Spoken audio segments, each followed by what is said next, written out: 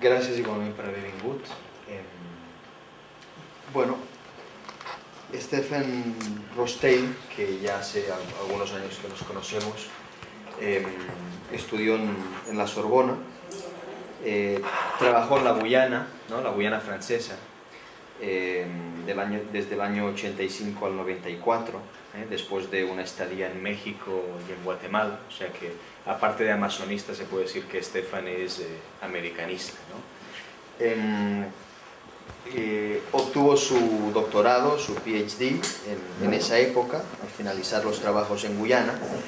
Comentar que Stefan, en el mundo de la arqueología y la arqueología amazónica, es realmente muy conocido por las estructuras, el estudio de las estructuras de agricultura artificial, ¿no? Ya sea campos elevados, campos de drenaje o lechos agrícolas, ¿no? Estudió todas estas estructuras de agricultura artificial en la Guyana. Después trabajó a mediados de los 90, fue director del proyecto de arqueología Tanque Flip en Aruba, en una isla del Caribe. Del 96 al 2001 en Ecuador fue director del proyecto Sangayupano. El proyecto Sangayupano, que está prácticamente en la selva, bueno, digamos que sí, la selva alta amazónica en el Ecuador. El sitio Sangay, pues se podría decir que casi es el más grande estudiado en la Amazonía. Actualmente Stefan es director de investigación del Centro Nacional para la Investigación Científica, el CNRS, en Francia. Y bueno, tiene pues, muchas publicaciones, entre las cuales citaré la publicación en uno de los últimos libros que hiciste, Stefan, publicado por Left Coast Press, que es una pequeña, bueno, una colección importante de tema arqueológico en inglés, y el título es Islands in the Rainforest, Landscapes Management and Pre-Columbian Amazonia.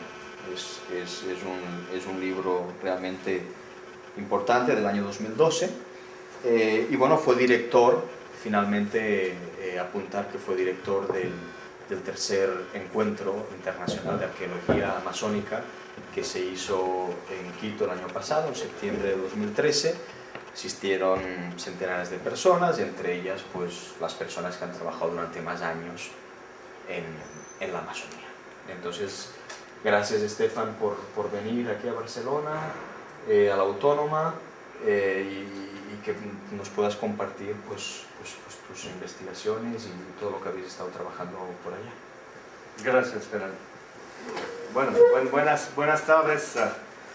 Vamos a hacer un recorrido, gracias a la Amazonía, vamos a hacer un recorrido internacional, ¿no? Porque son 9 países. Es Brasil, Bolivia, Perú, Ecuador, Colombia, Venezuela, Guyana, Surinam, Guyana Francesa, que hacen parte de la Amazonía. Y más eso, bueno, el idioma es el español y para los que no se dieron cuenta, el acento es francés, ¿no? Hasta los errores son francesas, ¿no? Voy a tratar de presentar una imagen diferente de la Amazonía, porque a pesar de muchos estudios, este gran desierto húmedo de la Amazonía, que son 7 millones de kilómetros cuadrados, siguen en la mente de la gente como una tierra de fantasías, de mitos y con alta imaginación para pensar esta Amazonía. El problema es que se recalca la situación actual a la situación precolombina, y vamos a ver que fuera de los mitos hay una ocupación humana densa y totalmente diferente de lo que se piensa en esta Amazonía. Bueno, estoy bien feliz de estar aquí, sobre todo que he pasado unos 3 años en un nuevo proyecto en el Ecuador, estos 3 últimos años, Y estoy bien feliz soy mitad de catalán, ¿no? Pero la Cataluña francesa. Estoy bien feliz de volver de este lindo país que es Ecuador, pero sobre todo de volver de la mitad del mundo para regresar al centro del mundo, ¿no? Que es mi patria, en Perpiñán, para presentar este mundo desconocido. En Europa el problema es que hay muy poca gente que trabaja sobre la Amazonía en antropología y arqueología, somos un puñado, pero la situación ha cambiado bastante en América Latina ahora que hay más y más investigadores dedicados a la Amazonía, sobre todo en Brasil. Cada año son 2 o 3 PhD que salen sobre la Amazonía en Brasil, así que la situación es bien diferente. Pero aún después de 5 siglos de exploración y de colonización, la Amazonía conserva una aura de misterios y de leyendas. Al mencionar la palabra Amazonía, nos vienen de inmediato visiones fuertes y fantásticas inspiradas de una cierta literatura y cine. Un solo ejemplo, sabemos que la forma actual de las sirenas vienen no de Grecia, sino del Caribe y de la Amazonía, y en realidad viene de la mala observación de los manatis. Manatis se dice en español, ¿no? Que los primeros exploradores vieron por primera vez a lo largo de la costa de la Amazonía Atlántica. Nunca entendí muy bien cómo hicieron para confundir ese animal con una sirena. Supongo que es por pasar tanto tiempo en un barco solo, habían olvidado tal vez a qué se parecía una mujer, ¿no? Pero bueno, ese es típico son mitos que se quedan hasta hoy. Es increíble cuando se va en la Amazonía, como cuando se habla solamente en Quito, que es una ciudad cercana de la Amazonía, como la gente ve todavía la Amazonía con una mirada bastante arrogante de su propio país. Como decía, es una tierra de fantasías, y eso se mantiene. Cualquier libro, los pocos libros que salen sobre la Amazonía siempre vuelven al mismo estado de una selva virgen, pulmón de la tierra, lo que no es, por supuesto, una desconsideración total de este mundo. Finalmente, para mí la visión que tenemos hoy del pueblo y de la Amazonía no difiere mucho de aquella de los primeros conquistadores. Es la misma rebajada del amerindio al rango de animal. No se ha abogado totalmente de forma completa del imaginario occidental. Los índices de las orejas largas, las amazonas, los acéfalos, todavía quedan en la mente. Y por supuesto lo peor son esta gente con cabeza de perro, canis en latín, que ha dado de una cierta manera los caníbales en español, ¿no? Que es también una deformación del nombre Caribe. Sabemos que si bien existió un poquito el canibalismo, existe todavía el canibalismo en la Amazonía, básicamente es más un canibalismo generalmente endógamo para comer las cenizas, por ejemplo, de los muertos. Exógamo no es muy común. Más común era con los tupis sobre la costa de Brasil, pero en la Amazonía mismo hubo bastante poco canibalismo.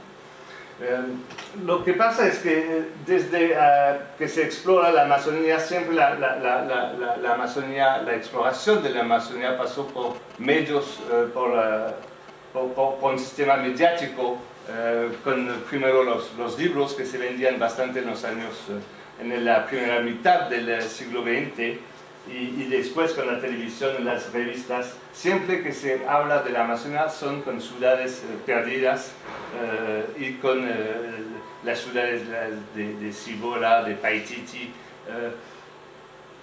Pocas veces se habla de ciencia. Cuando se habla de los mayas o de los incas, sí se habla de ciencia, pero la Amazonía, cada vez que pasa en las revistas, pasa sobre su forma de fantasía. Hasta los investigadores a veces se dedican de manera un poquito extraña a esta arqueología. Voy a tomar un solo ejemplo de Ecuador, pero podría ser en Perú o otros países. Es el ejemplo de la cueva de los Tallos. En los años 60, al final de los años 60, en 69, un húngaro argentino, Juan Morris, descubrió una cueva en el fondo de la Amazonía ecuatoriana, en el territorio Jíbaro. Una cueva extraña porque tenía una formación muy recta y según él, seres especiales habían esculpido esta roca y se trataba de una ciudad subterránea y abandonada. De eso salieron libros, ¿no? Que todavía se venden. Él escribe: he descubierto valiosos objetos de gran valor cultural e histórico para la humanidad. Consisten esencialmente en láminas metálicas que contienen probablemente el resumen de la historia de una civilización extinguida de la cual no tenemos hasta la fecha el menor índice. Él piensa que es una civilización de hace 250.000 años.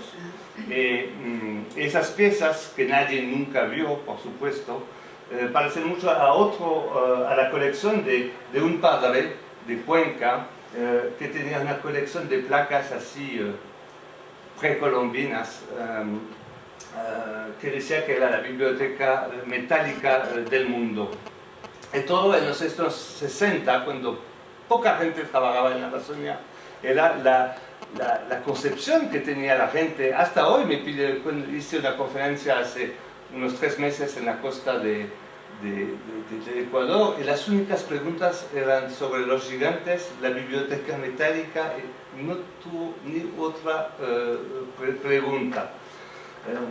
Y además eso se mezcla con los extraterrestres. Juan Morris decía que podría ser solamente la obra de extraterrestres que había hecho esta biblioteca.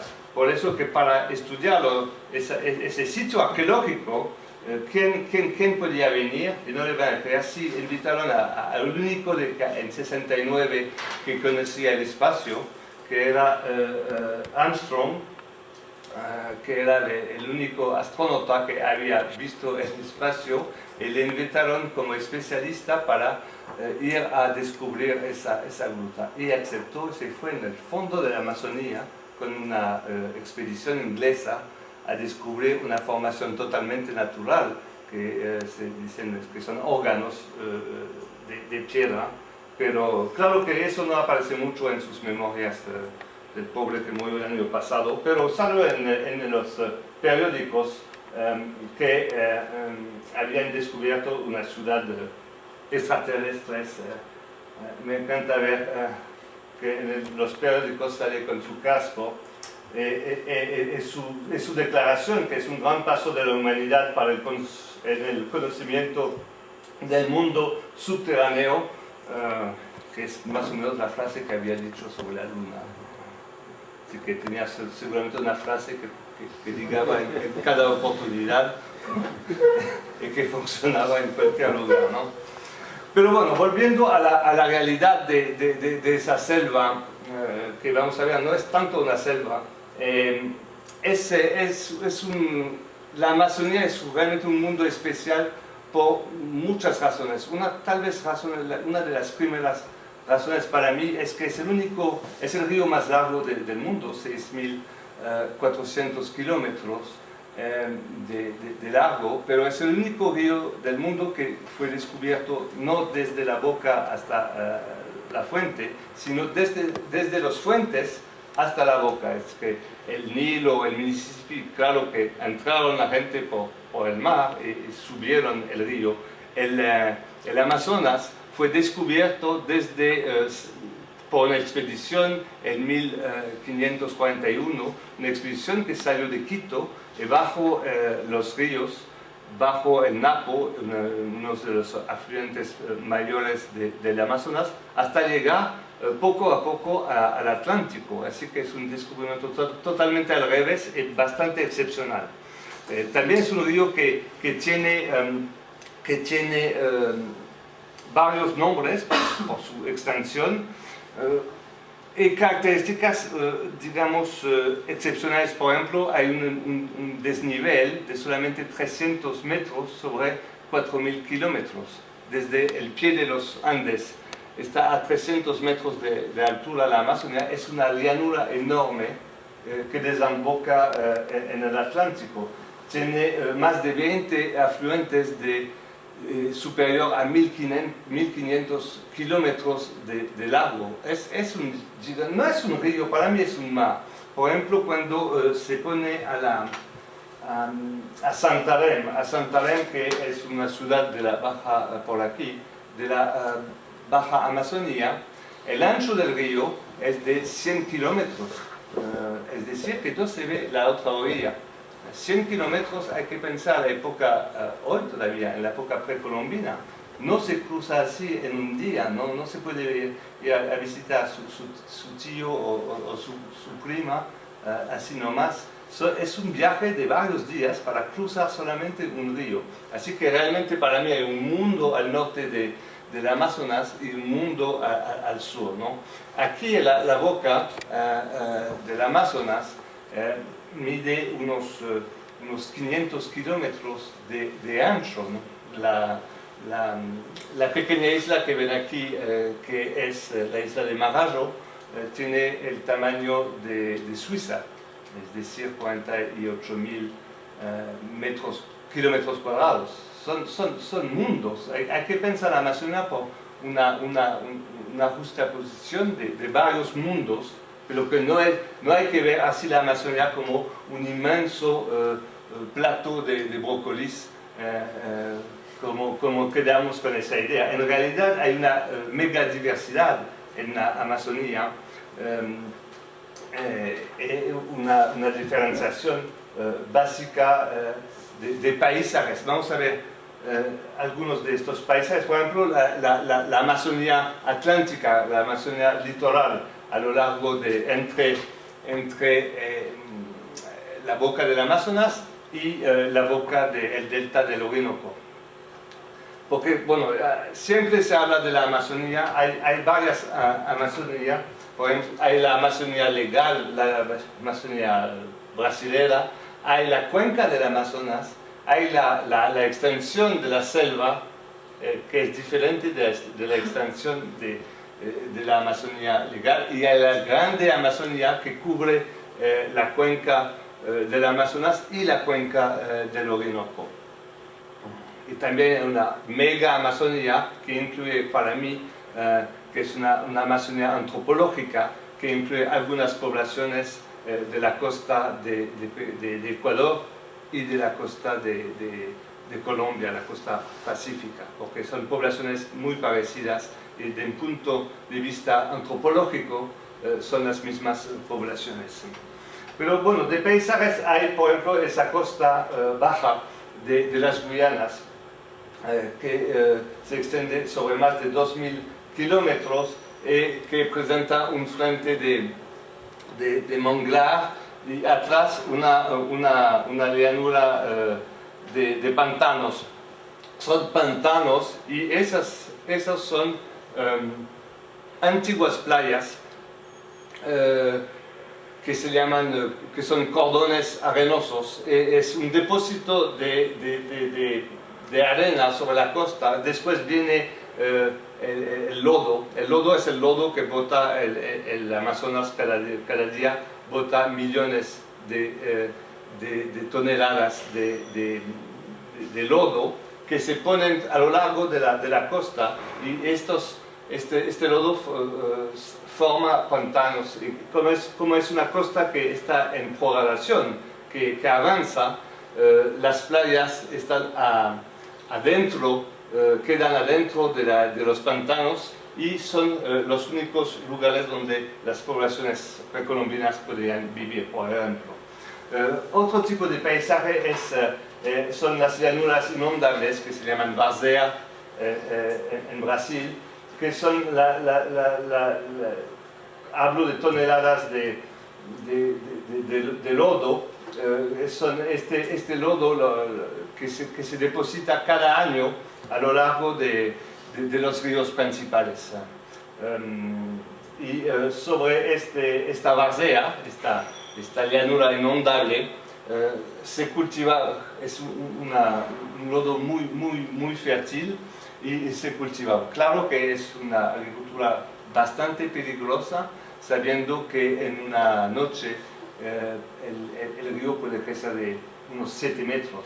Yo me acuerdo una vez en Guyana Francesa, había puesto mi hamaca entre dos árboles, pero bueno, sabiendo los problemas posibles, como era la temporada de la lluvia, que empieza en enero y se acaba en diciembre más o menos, ya había puesto a 2 metros de altura del nivel del río, y claro, cuando me desperté de mañana después de una noche de lluvia, salté de mi hamaca y estaba en el río.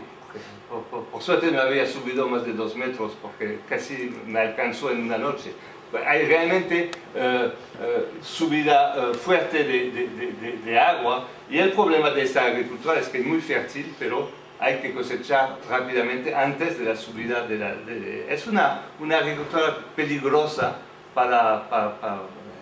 es como una apuesta esperando que va a crecer van a crecer las plantas antes de la subida del agua. Aquí pueden ver cerca de Manaus la junción de las aguas negras del Río Negro y el agua llena de lodo del Amazonas. Durante 2 kilómetros no se mezclan por la fuerza de los dos corrientes, no se mezclan los dos ríos, ¿no? Es bastante impactante de ir en este lugar. Si no, bueno, por supuesto, lo más común queda la selva que hay que pensar que la canopea, la cima de la selva alcanza 50-60 metros de altura. Hay más de 5.000 especies conocidas de árboles. Es la formación vegetal más variada del mundo. Sobre la selva podemos hablar horas, pero no es sino tenemos también sabanas y llanos que pertenecen a la Amazonía. No es solamente una selva, como les digo, son estas sabanas que se encuentran en las Guyanas interiores o litorales, en Venezuela, en Bolivia. Son inmensas sabanas que fueron tal vez las primeras a estar ocupadas por el hombre. Y he dicho que hay un desnivel de 300 metros entre la alta Amazonía y la baja Amazonía, pero también tenemos algunas elevaciones fuertes, como los tepuyes, que son estas formaciones, estas mesetas rocosas que se encuentran en Venezuela y Guyana. Hay como unos 100 tepuyes de este tipo, que son inmensos, ahí cambiamos totalmente de mundo. Algunos alcanzan, el más alto alcanza 3.000 metros de altura, así que no son pequeñas mesetas. Y los pocos estudios que hicieron sobre estas mesetas tienen una fauna, una vegetación muy especial arriba. Este mundo perdido y realmente todavía un poquito aislado del punto científico, que sirvió de base al mundo perdido de Sir Arthur Conan Doyle, ¿no? poco a poco hay científicos que sacan especies, cada vez que van allá sacan especies de fauna y de plantas nuevas en estas mesetas. Aquí también era ubicado la famosa ciudad de Manoa, El Dorado, era ubicada en esta tierra. El centro de las Guyanas es realmente un centro un poquito vacío hoy. Las Guyanas es esta isla inmensa de 2 millones de kilómetros cuadrados. Y en el centro hay sabanas y estos tepuyes. Y en estas sabanas estaba ubicado El Dorado y la ciudad de Manoa. Y se decía que había este famoso lago de Parime, que durante hasta los mapas del siglo XIX se encontraban este lago Parime que nunca nadie ha visto, pero también en este pseudo lago era el lago del Dorado, ¿no? de la leyenda del Dorado. Hoy actualmente hay poblaciones que viven en estas sabanas y que pueden ver que son sabanas totalmente planas, vacías de vegetación, pero todavía hay poblaciones viviendo aquí, vamos a verlo. El interés de estas sabanas es que fueron atractivas para lo que buscaban los conquistadores, era el oro, y fueron al centro de muchas búsquedas de oro en la Amazonía.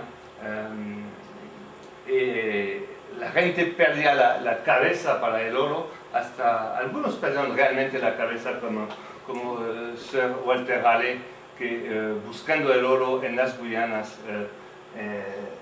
perdió de verdad la cabeza totalmente. También en estas sabanas es interesante porque es un lugar de canibalismo. Todavía en uno de los pocos lugares hay poblaciones indígenas que hablan de Canaima. Canaima son chamanes.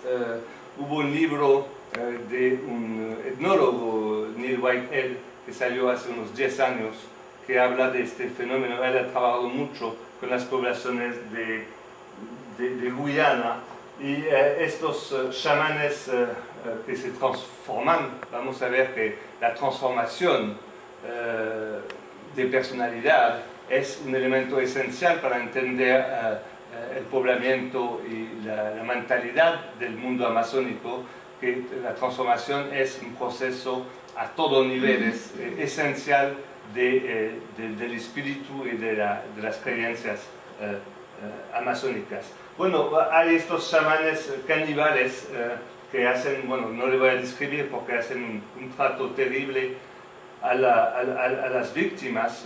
Son unos 20-30 indígenas que desaparecen cada año, víctimas de estos chamanes, y hacen, para comer a la persona, hacen todo un tratamiento que de manera extraña parece bastante al tratamiento del cuerpo que se hacía por los tupis al siglo, los tupis de la costa de Brasil en el siglo XVI.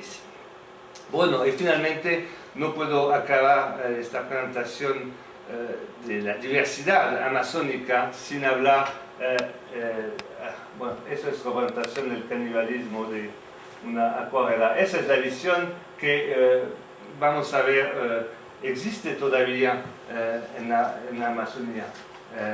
En realidad, se presentó muchas veces los habitantes de Amazonía como caníbales. Había una razón muy práctica.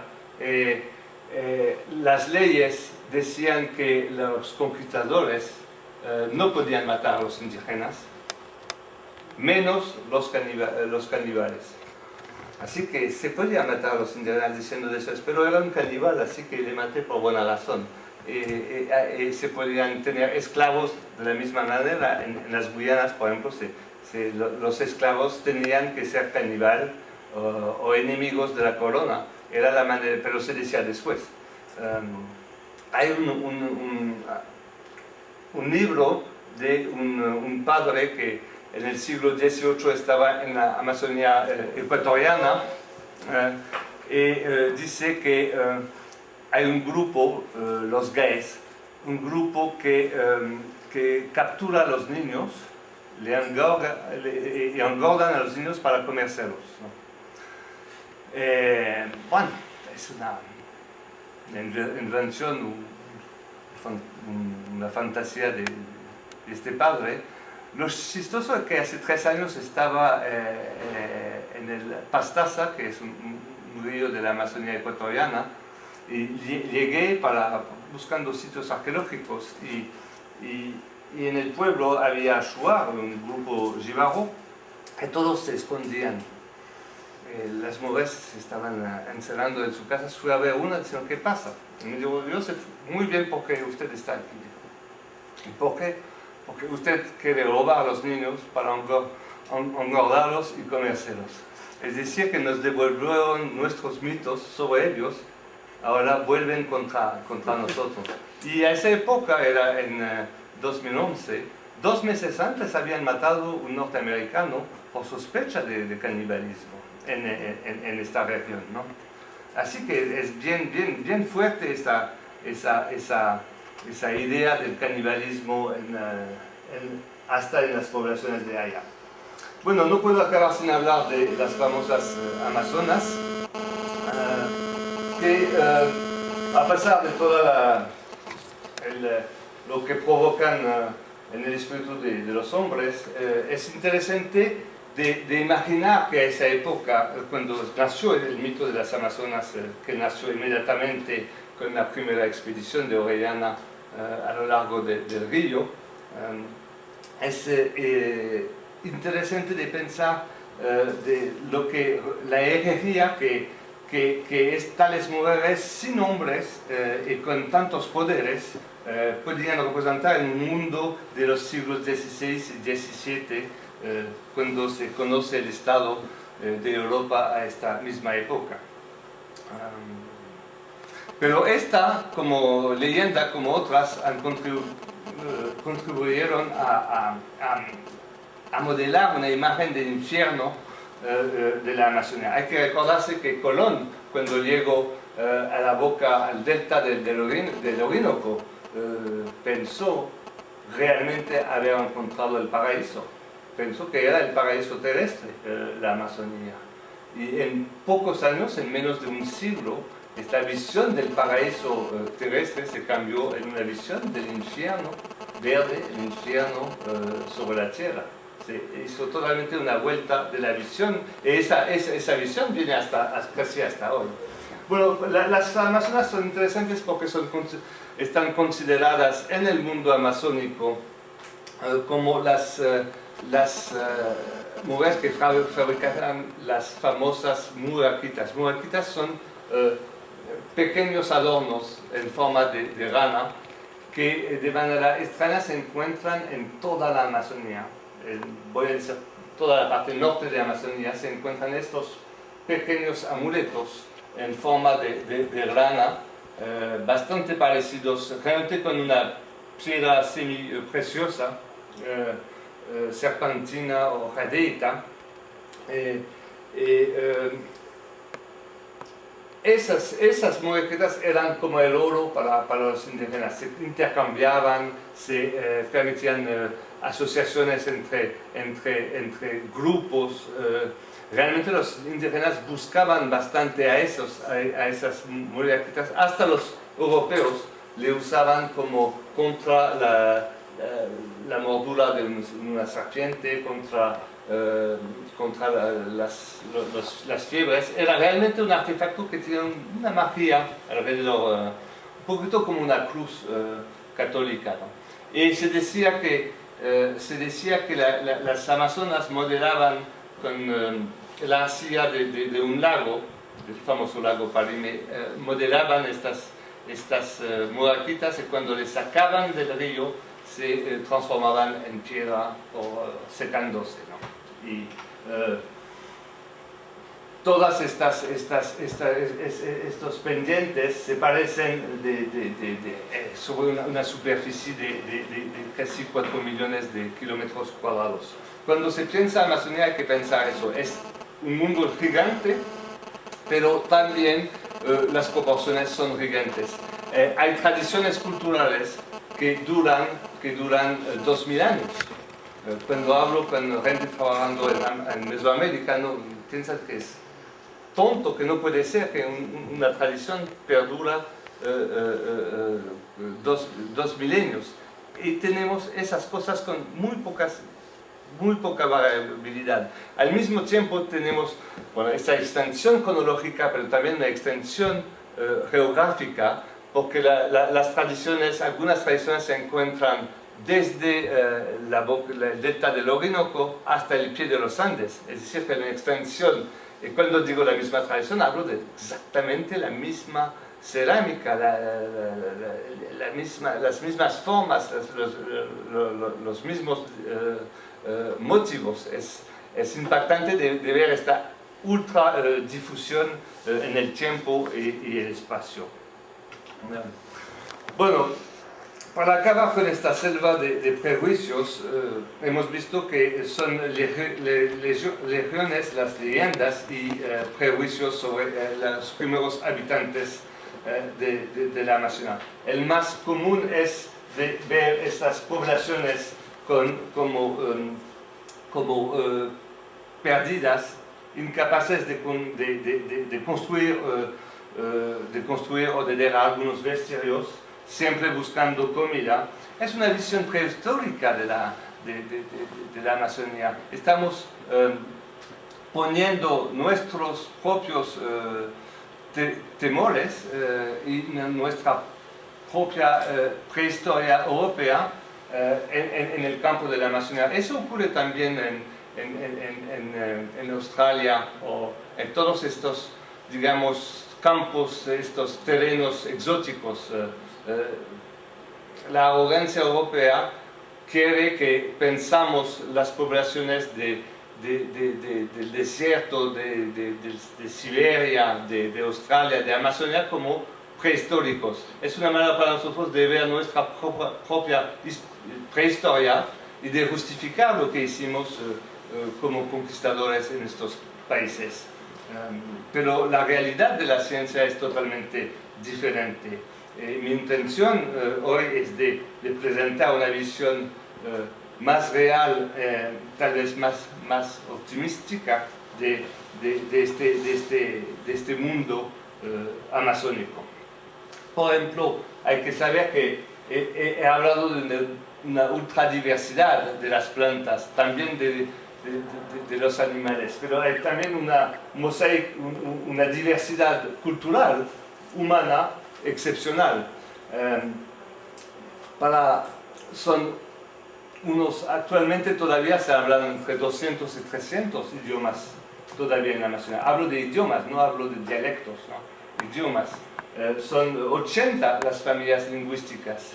Y he dicho que la Amazonía se extiende sobre unos 7 millones de kilómetros cuadrados, es más o menos el tamaño de Estados Unidos o de Europa. En Europa tenemos, ¿cuánto? Unos 30 idiomas, unos menos de 5 o 10 familias lingüísticas. Estoy hablando aquí de 200 idiomas.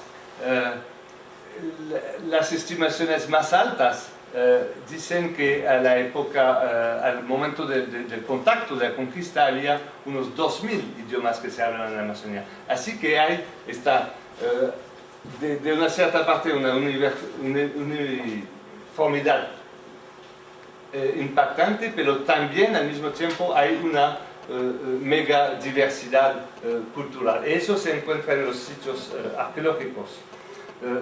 Hemos visto que se dicen también que son desnudos, pero para mí no son realmente desnudos porque se visten desnudos por el clima, ya, y si no, todos se visten de adornos fantásticos de pluma. El arte plumario es el más delicado del mundo, pero también se visten de pinturas que pueden alcanzar a un arte total. También dicen que están perdidos en la selva nómadas. En realidad, antes de la caída demográfica que provocó la conquista, había pueblos grandes y las últimas excavaciones han encontrado sitios que se extendían a lo largo de 7 kilómetros hasta 30 kilómetros a lo largo del Amazonas. Se encuentran una densidad de habitación muy fuerte, pueblos, por ejemplo, ese pueblo que actual todavía en el Xingu, la carretera tiene 40 metros de ancho para dar una dimensión, ¿no? En realidad, si están dispersos, eso es consecuencia directa de la conquista, que hizo todo para hacer explotar los asentamientos indígenas. Claro que después los jesuitas y otros curas hicieron todo para reunir en pueblos artificiales grupos, pero eso no funcionaba como antes. Hay que pensar que hay sitios, el sitio donde excavé en el Ecuador, el primer sitio que excavé de Shanghái, se puede hablar de una ciudad, porque tiene unos 600 montículos artificiales de tierra, tiene canales, tiene una extensión de casi 100 hectáreas. Son sitios muy grandes, ¿no? Y también hambrientos hemos visto, pero no pienso que trabajando bastante sobre la agricultura, no pienso que realmente los indígenas de la Amazonía tuvieron problemas de comida. Aquí vuelven de una casa, es para una sola fiesta, son tortugas, ¿no? Que van a servir para una noche a comer, de producción de comida. Hay que pensar que hubo, y vamos a ver algunas tecnologías agrícolas totalmente adaptadas a este mundo. Somos nosotros los europeos que no sabemos adaptarnos a la producción agrícola de este mundo, pero en realidad produce bastante. Y los indígenas comen muy bien. Uno de los criterios de la belleza es tener algo de barriga, que es muy apreciado estéticamente. Ya soy muy guapo aquí allá, ¿no? Mucho más que en Europa, ¿no? Y actualmente la constitución de reservas no es un punto crucial, no les motiva mucho de hacer reservas, comen lo que sacan, pero a la época precolombina hemos encontrado bastantes fosas de conservación, de producción.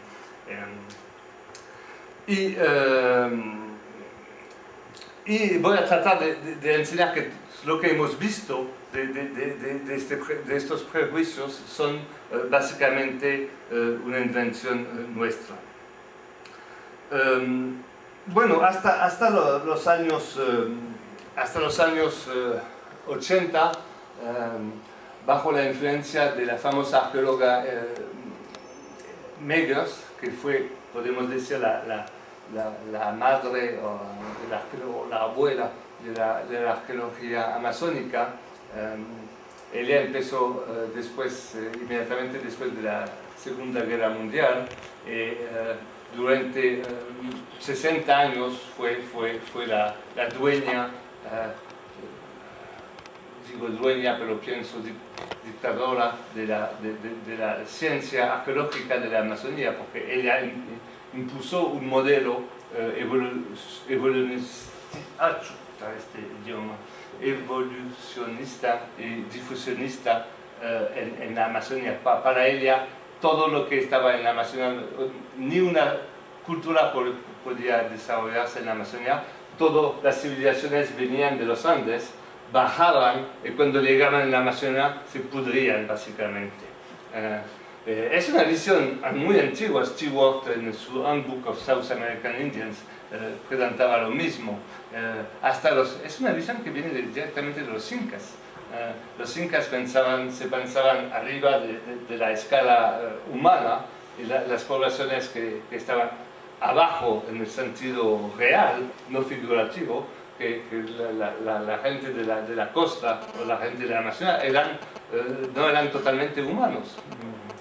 Lo chistoso es de pensar que esta misma visión se desarrolló a la época del nazismo, durante los años 40, cuando Stewart publicó 4 libros. Él hizo 4 libros sobre las sociedades tradicionales de América Latina. Él empieza así desde los incas. El primer libro son los estados andinos, los incas, y sacando cualidades se baja a las jefaturas del Caribe y de Colombia. Sacando un poquito más de cualidades, llegamos a los tribus de la Amazonía, y finalmente sacando casi todas las cualidades humanas, llegando casi al rango del animal, llegamos, disculpe, a la Tierra del Fuego, donde son las bandas salvajes. Y no es una visión construyendo la humanidad, pero más bien destruyendo el ser casi divino que es el Inca, para volver al animal. Es el contrario de la visión de Darwin, básicamente. Porque esto no hay que dejarme ir así sobre esos asuntos de lado. Sí, hemos pensado durante años que había una población baja en la Amazonía. Actualmente, por un problema básico, es que tenemos tendencia a aplicar lo que vemos actualmente en la prehistoria. Son así hoy, eran así a la época precolombina. Es como si comparamos los griegos actuales con la Grecia antigua. Hay un mundo que separa. Y sobre todo que en este caso hubo una invasión, hubo un choque fuerte de una invasión europea. Si actualmente tenemos una demografía de alrededor de 0.5, 0.6 habitantes por kilómetros cuadrados, hemos encontrado en sitios, en lugares de la Amazonía, una demografía mucho más alta. En Majayo, por ejemplo, estamos a 20 habitantes por kilómetros cuadrados. En la costa de las Guyanas tenemos unos 50, 100 habitantes por kilómetros cuadrados. En la cuenca del Magdalena, en Colombia, llegamos a 160 habitantes por kilómetros cuadrados alrededor del año 1000. Estamos hablando de realmente una densidad. Las estimaciones para la Amazonía son entre las más bajas al momento del contacto, entre 7 millones de habitantes hasta 20 millones de habitantes. Bueno, seguimos con esta idea que todo viene de los Andes, y en los libros publicados en América Latina me interesé bastante a cómo se enseña la vida indígena en los manuales escolares. Es bastante interesante. No voy a hablar de eso, pero es un punto. Pero básicamente todo el indio no existe después de la conquista, pero antes que pasó, todo viene de los incas. Y todo viene de los Andes. Aquí son una serie de cosas que supuestamente vienen de los Andes. En realidad no hay ninguna que viene, no, las plumas vienen de la Amazonía. El maíz fue domesticado en la Amazonía mucho antes, hace 7000 años, antes de llegar a los Andes. El oro viene, por supuesto, o de la costa o de la Amazonía. Y la iconografía, la famosa iconografía del jaguar, que no es un jaguar, le vamos a ver, viene de la Amazonía. Monos, jaguares, papagayos no existen en los Andes. Cuando se tiene una iconografía, viene de la Amazonía. Y cuando hablo de iconografía, hablo también de mitología que viene. En realidad, la Amazonía no debe tanto a los Andes, pero los Andes deben mucho a la Amazonía. ¿Y por qué? Porque la diversidad no es una cosa andina, es una cosa amazónica. Como le he dicho, la diversidad amazónica con estos animales increíbles es un lugar de la mayor diversidad animal del mundo, no tanto de los mamíferos, pero pensando en los insectos, hay una otra diversidad. También vegetal hay una diversidad. Para dar un ejemplo, sobre una hectárea de selva amazónica encontramos entre 200 y 400 especies diferentes de árbol, cuando en Europa estamos entre 15 y 20 especies diferentes en una selva. Para acabar, tenemos una diversidad también de los recursos, que sean minerales o otros, que esos son los últimos, la causa del uso que hicimos durante 5 siglos de la Amazonía, porque el europeo básicamente vio la Amazonía como una fuente donde se puede servir de todo sin manejar ese paisaje. Básicamente son 5 siglos de extraer cosas, dejando así un hueco, pero un hueco también esta diversidad. Bueno, para hacer un recorrido cronológico un poquito rápido sobre la Amazonía, básicamente sabemos que el poblamiento de América se hizo por Beringia, que era una tierra entre Eurasia y Alaska, así que hubo varias olas probablemente porque queda una teoría, hubo varias olas de poblamiento que pasaron sobre esta tierra, que no era, como se dice a veces, un puente de hielo, que era realmente una tierra fría, pero una tierra, y poco a poco bajaron hasta América del Sur. ¿Y qué pasa cuando llegan saliendo de Mesoamérica, cuando llegan en Colombia? Han pasado por sabanas, por paisajes abiertos, bajos, llegan ahí y tienen dos opciones. A la derecha tienen los Andes, 6.000 metros de altura, una tierra desconocida. A la izquierda tienen, a esa época no había tanta selva, había más sabanas, más áreas abiertas, y tienen este paisaje que conocen perfectamente. Siguen en la Amazonía, por eso que muchas de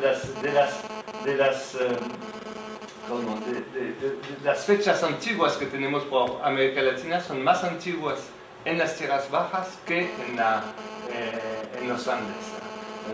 Así que penetraron probablemente, bueno, es casi contemporáneo, pero penetraron por la Amazonía en América del Sur, también probablemente a lo largo a la orilla del mar, ¿no? El problema es que tenemos 130 metros de diferencia y que la época paleolítica, bueno, la forma de la costa de América del Sur es muy diferente hoy de lo que era hace 20.000 años o hace 10.000 años. Y muchos de los sitios están bajo el agua actualmente, entonces son bastante difíciles de encontrar.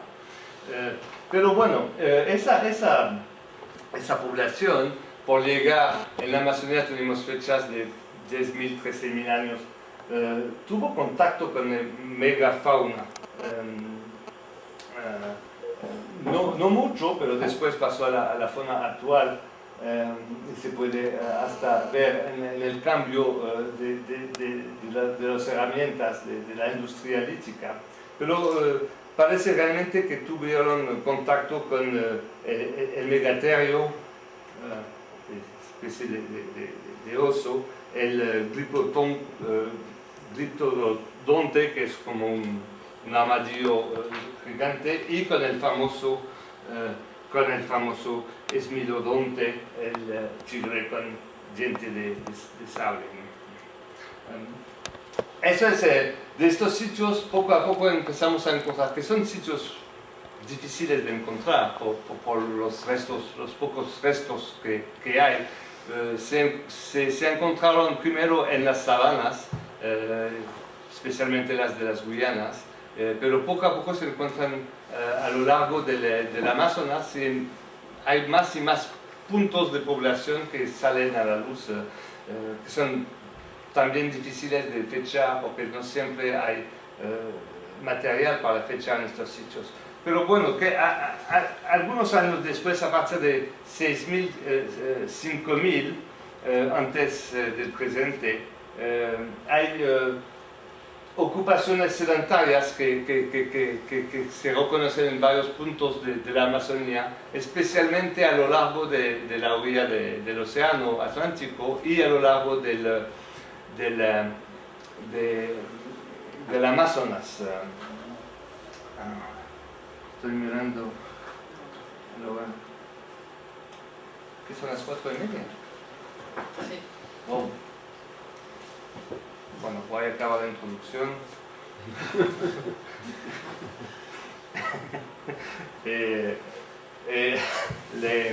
Si se encuentran estos concheros que se llaman en Brasil sambaquis,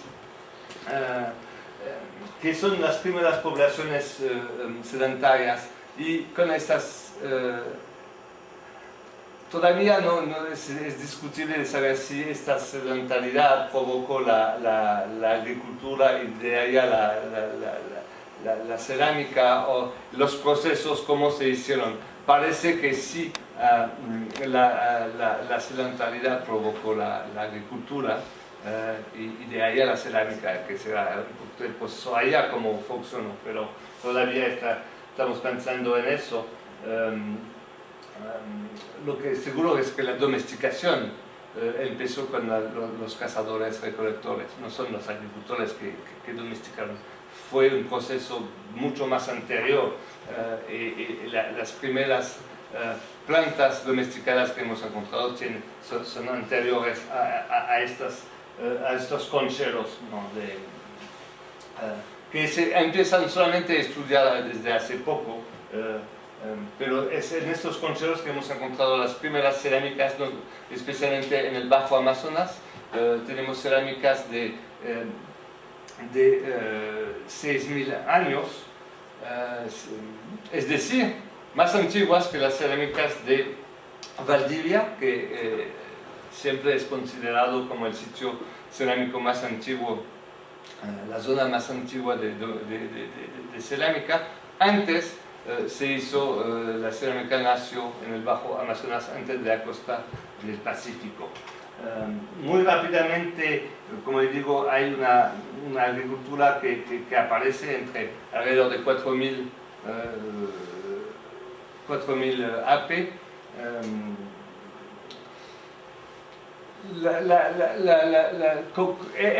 Entre 4.000 y 2.000 AP tenemos una época que no es muy conocida en la Amazonía. Tenemos como un blanco en el registro arqueológico. Hay muy pocos sitios que salen, pero sabemos que en realidad había habitantes, pero hasta la fecha no hemos encontrado muchos sitios. Y cómo nació la agricultura también queda, muchos dicen que nació por la quema, con la quema irosa, que consiste en abrir una pequeña parcela en la selva y de quemar los árboles tumbados para fertilizar los suelos. Hay que saber que los suelos amazónicos son muy pobres, hay una capa de agua, de humus muy fina. A pesar de la densidad de la selva, en realidad son suelos pobres, y que hay poner un abono para cultivar durante algunos años. En realidad, la agricultura amazónica actualmente es la quema irosa la más común, pero pienso que con otros colegas, que esa tecnología técnica de cultivo es más bien reciente. Bueno, su difusión es reciente, porque hay que pensar que con una hacha de piedra, cortar los árboles en la selva, que son árboles grandes, que son además llenos de cuarzo, son muy duros estos árboles por tener silicio. Cortar con una hacha es difícil. Yo traté de cortar árboles con una hacha de piedra. Es terrible, es un trabajo intenso. Hay que pensar otras alternativas para cultivar. Y si actualmente la quema rosa es común, probablemente es desde la conquista y sus dos efectos directos. Primero, una bajada demográfica enorme y segundo,